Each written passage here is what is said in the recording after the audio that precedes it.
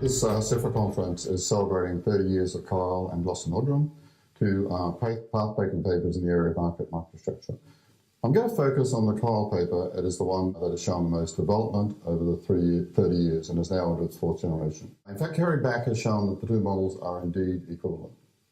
The Kyle model tells how information gets into price. The answer is simple when you think of it. It is informed traders who, by trading, make prices informative. Kyle model is very simple. There is one informed trader, one market maker who simply clears markets, and a large number of liquidity traders who trade each day regardless. The equilibrium price is a linear function of the total order flow from the informed and the liquidity traders. Price is noisy as we do not know what the order flow from each of the informed and the liquidity traders is.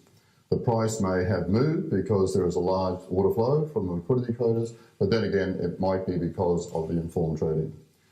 Liquidity traders are very important to the model. To see this, we need to go back a step and look at three classic papers. These are Akerlof, The Market for Lemons, Milgram and Stokey, No Trade Theorem, and Bagahot, The Only Game in Town.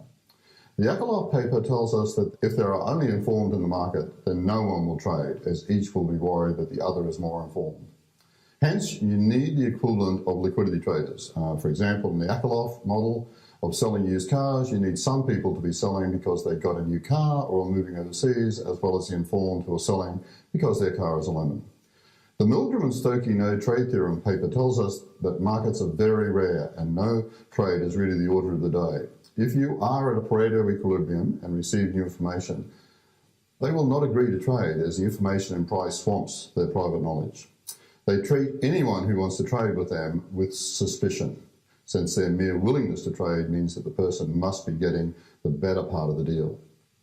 Finally, Bagahot, which is really Jack Trainer, who's writing as the editor, The Only Game in Town, tells us that market makers set bid-ask spreads knowing they will always lose the informed traders. However, they know they will always win from the uninformed or liquidity traders. The gains from liquidity traders offset the losses to the informed traders so that market makers are able to make a normal return. This shows once again that the presence of liquidity traders is vital for markets to exist. This is the key to the Kyle model. Previous models have the limitation there is no reason to trade. Second generation Kyle models include variations around the following themes. The first is risk aversion due to subramania. The paper finds that even in the presence of risk aversion, the basic Kyle results still hold. The insider trades a little less aggressively. The second variation is around discretionary liquidity traders due to Amati and Flyderer. This paper finds that you can get periods of concentrated trading as liquidity traders elect to trade at the same time as each other. For example, the beginning of the day to counter the effect of insider trading. The next variation is around long-lived information and is due to Foster and Vishwanathan. Paper finds that new information arrives each day and the informational advantage to informed traders is reduced through time by public information and market makers' inference from changes in order flow. This gives rise to intraday patterns, for example, the Monday effect. Multiple informed with identical information is an extension due to Holden and Subramanian, and they find that multiple informed with identical information leads to what is known as a bang-bang equilibrium, in which the informed trade very aggressively and information is released immediately and insider profits vanish. A follow-on paper to this was multiple informed with correlated information due to Foster and Vishwanathan. So they find when you have multiple informed, but the information is correlated, not identical as in the Holden Subramanian, that the lower the correlation, the more likely you are to obtain the original Kyle result.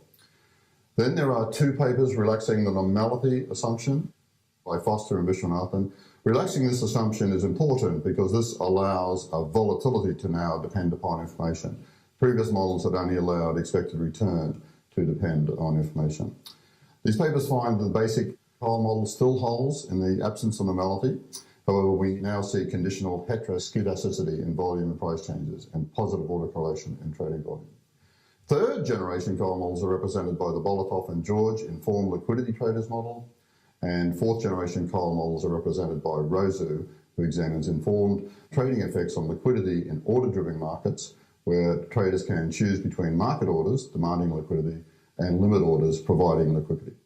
After 30 years and 4 generations of models, the Kyle model is one of the premier models in all of financial economics.